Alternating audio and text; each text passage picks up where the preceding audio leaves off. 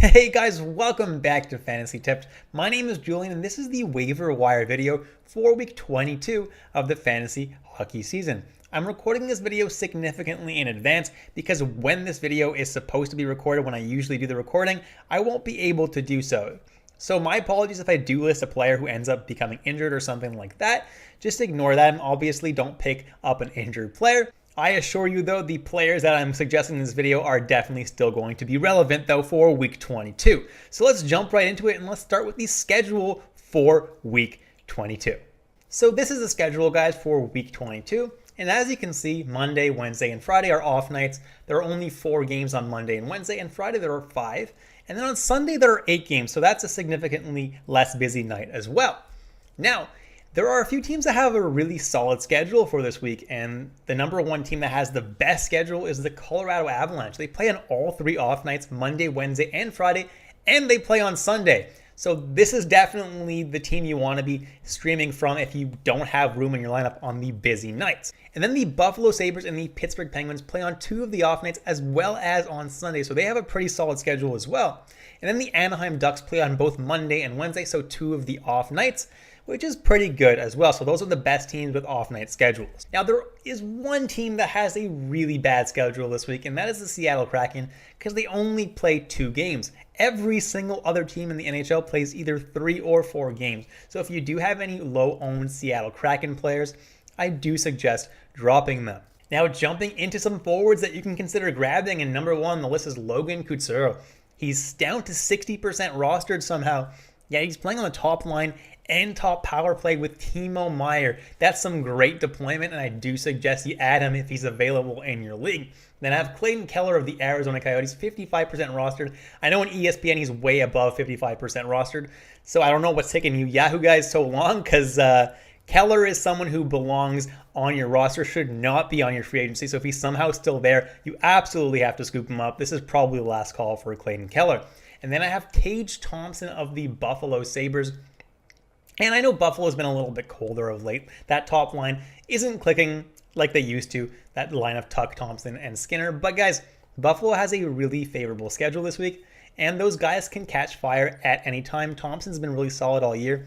Shoots the puck a lot too, which gives you a pretty safe floor. And then I have Nick Schmaltz, famous for that 7-point game he had a little while ago, and he's still playing pretty well, right? He's playing with Clayton Keller on that top line as well as the top power play.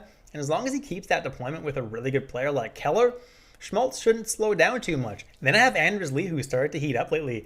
When I'm recording this, he's had 8 points in his last 4 games, and 7 of those were goals. So he's doing pretty well right now, and as long as he stays hot, Anders Lee is definitely someone that I'm adding to my team. He's got a wicked shot. Next is Nico Hischier of the New Jersey Devils, and he's someone who should be added in a lot more leagues. He's been really amazing lately, and he plays on the second line as well as their top power play. And the dude's been putting up points like crazy, so Hischier is definitely someone that belongs in your lineup and not in the free agency. And then I have Alex Tuck, who's also slowed down a little bit, but he still gets top line, top power play deployment. And the Sabres have a pretty solid schedule this week, which is why I like him as a streamer for this week specifically. And then I have Robert Thomas, who plays on the second line in St. Louis, and he's a streaky player, right? Because he doesn't put up a whole lot of peripherals, so if he doesn't put up points, he's not doing a whole lot for you. That being said, he plays on a second line with Tarasenko and Kyrou, and he's got some pretty dangerous weapons on the line with him, so he's bound to do pretty well. And if you do pick up Robert Thomas, the Blues have a really amazing fantasy playoff schedule. They play 4 games on all of the weeks for the fantasy playoffs. So he's definitely someone that you might want to consider adding just specifically for that. And then I have Brock Nelson of the Islanders, and there are a lot of really hot Islanders right now. I already mentioned Anders Lee. Brock Nelson is another one of them. He's playing on the line with Anders Lee and Beauvillier. And as of right now, the whole team is really on fire, and Brock Nelson has probably been the most reliable player on that team all year. And then I have Valeri Nichushkin, who as of right now is playing on the top line with Rantanen and McKinnon. The arrival of potentially Giroux could change that, but Nichushkin is definitely someone that I do really like because Landeskog is out, so he's getting a really solid opportunity. And like I said, guys, Colorado has a really amazing schedule this week, so Nichushkin is a must-add player. And then I have Jeff Skinner, who's the third part of that top line in Buffalo, and he's someone who does have a pretty wicked shot, and he's definitely able to put up some points. So with Buffalo's favorable schedule this week, I don't mind adding him, and he should put in a couple points for you at least. And then I have Rickard Rakell of the Anaheim Ducks. And as of this recording, he is injured. But again, I'm recording this in advance, so there's a good chance that Rakell could be back in time for this coming week, week 22. If he is, guys, Rakell makes for a solid ad because the Ducks do play on the Monday and Wednesday off nights. If you're picking him up just for those off nights, that's fine. He's a really solid player. He shoots the puck a decent amount, and he makes for a really excellent streamer. If he's not healthy, guys like Max Comtois and Sonny Milano are guys that you could be considering from the Ducks as well. And then I have my Manscaped must-add player of the video, Adam Henrique. Get 20% off and free shipping with the code word FANTASYTIP at manscaped.com. That's 20% off and free shipping at manscaped.com with the code word FANTASYTIPS. Get wet and clean with your brand new Manscaped shower routine. Now, why is Adam Henrique my Manscaped must-add player of the video? Well, the dude's been insanely hot as of late, and he's not being recognized. He has 11 points in his last 11 games, while getting top-line time and a good amount of power play time as well. He's someone that should be added in a lot more leagues, and someone that could potentially be held for the rest of the season. Definitely like Adam Henrique. Plus, he's got that Monday and Wednesday off nights this week, which make him even more appealing.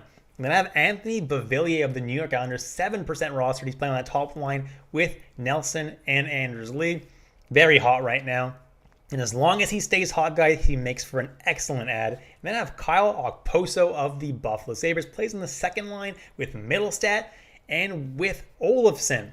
And he's been someone who's been really solid all year, been putting up some points, some pretty decent peripherals for a forward. And Buffalo has a pretty favorable schedule this week, so I definitely don't mind the ad of Kyle Okposo in deeper leagues. Then I have JT Compher of the Colorado Avalanche. Not my favorite ad, but Colorado does have a really favorable schedule. He centers their third line, and if there's nobody available from Colorado's top two lines, he makes for a decent ad if you do need someone for those off nights, and Colorado plays on all of the off nights. And then Max Comtois is someone who's playing on the top line right now with Henrique and Troy Terry, and as long as he sticks in the top six in Anaheim, he's someone who is definitely a solid streamer. He's a really good player, hasn't really proven himself that much this year, but he's definitely someone with a lot of potential and someone that could potentially put up some points for you, especially on those off nights this week. Then I have Alex Newhook, who's another ab who's currently playing in the top six alongside Kadri and Burakovsky on that line. If Giroux joins the team, Giroux probably does take his spot on the second line, but until then, guys, Alex Newhook is someone who is getting top 6 minutes, and on a week that Colorado is playing 4 times, that's a really excellent addition. Even if Giroux does join the team, Newhook will still play on their third line, and he's still going to put up some relatively decent numbers, and he's still probably worth a spot in your team in deep leagues because of those off nights. And then I have Danton Heinen of the Pittsburgh Penguins. And Pittsburgh does play on 2 off nights plus Sunday this week, and Heinen is playing on the second line with Malkin and Rodriguez. So in super deep leagues where there's nobody better available, Heinen might be worth a dart throw and seeing if maybe he can put up some points on those off nights for you. And last but not least is another dart throw with Casey Middlestat. Hasn't been that amazing this year. Obviously hasn't stayed that healthy this year, but he is currently playing with Olofsson and Okposo on the second line, which is a pretty good place to be. So if you do need someone for those off nights and you don't know who to grab, Middlestat is not too bad of an option. He's getting top 6 minutes. He's playing with some pretty decent players, so he definitely does have an opportunity to succeed. He's also seeing PP2 time. Moving on to some defenseman options now, and first I have Rasmus Andersson of the Calgary Flames, 58% rostered, and he's playing on the top power play in Calgary, and he's looked really good lately. Even if he does cool down a little bit, he's still someone who's seeing top power play deployment on a really good team, and therefore is someone that should be kept on your team. If Calgary does end up training for a defenseman who plays top power play, his value does go down a little bit. But for now, I'm definitely holding on to Rasmus Andersson. I still think he's a pretty solid ad. And then I have Jared Spurgeon of the Minnesota Wild.